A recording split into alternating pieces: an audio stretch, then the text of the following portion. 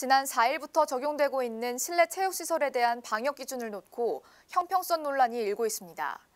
유사한 시설이지만 태권도장과 발레학원처럼 교육시설로 분류되는 곳들은 운영 재개가 허용된 반면 헬스장과 필라테스 등은 오는 17일까지 영업이 금지됐기 때문인데요.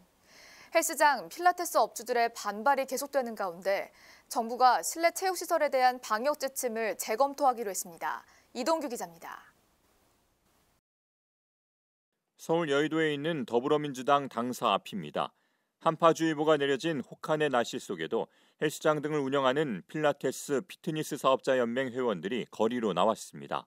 정부가 지난 4일부터 사회적 거리두기 수도권 2.5단계를 2주간 연장하면서 태권도 학원과 발레 학원 등은 영업 재개를 허용한 반면 같은 실내 체육시설이지만 헬스장과 필라테스 등은 금지한 것이 형평성에 어긋난다며 항의 집회를 연 겁니다. 실효성 있는, 형평성 있는 정책을 마련하라. 정부는 생존권을 보장하라. 이들은 실내 체육시설을 운영하는 것이 죄냐는 의미의 퍼포먼스를 펼치며 생존권 보장을 위해 제한적인 영업이라도 가능하게 해달라는 입장입니다.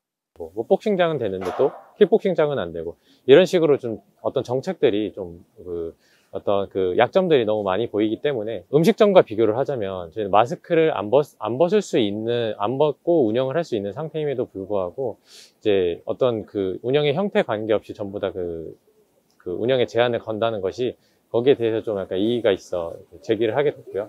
뭐 예를 들어서 제한적으로 9시까지 운영을 한다던가, 뭐 실내 운영을 하면서 공통적으로 사용하는 샤워기라던가, 이제 뭐 정수기, 뭐 수건 등 이런 부분들은 이제 위험성이 있는 부분들을 제한을 하고 운영을 하게 된다면은. 서울 마포구에서 헬스장을 운영하고 있는 정태영 씨. 자체적으로 가림막을 설치하고 하루 3회 이상 소독을 하는 등 방역에 힘써왔지만 정부의 집합금지 조치로 한 달째 헬스장 문을 열지 못하고 있습니다. 기본 임대료를 포함해서 인건비나 여러 가지 유지 보수 관리비를 포함하면은 약 한 달에 1,000만 원 정도 비용이 발생을 하거든요.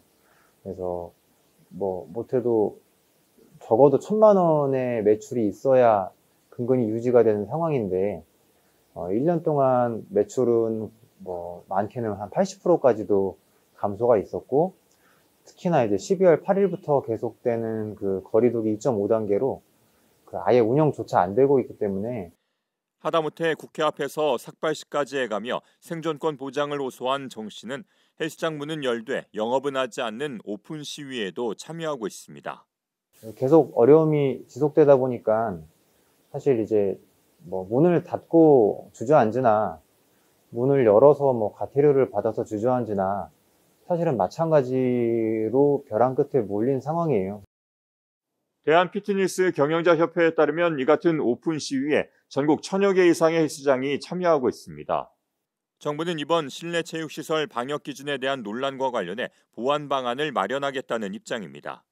지금 이제 학원 교습소에 대해서 저희가 9명까지 허용을 한 가장 큰 이유는 돌봄의 공백 문제를 해결하기 위한 부분들이었습니다. 그러한 조치 과정에서 아마 실내 체육시설 쪽과도 형평성의 문제, 그런 부분들이 같이 이야기가 되고 있는 것 같은데요.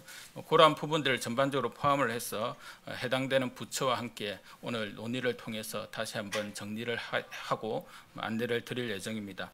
한편 정부는 학원 태권도장과 동일하게 아동 학습 목적을 가진 실내 체육시설에 한해서 8일부터 교습을 허용한다고 밝혔습니다.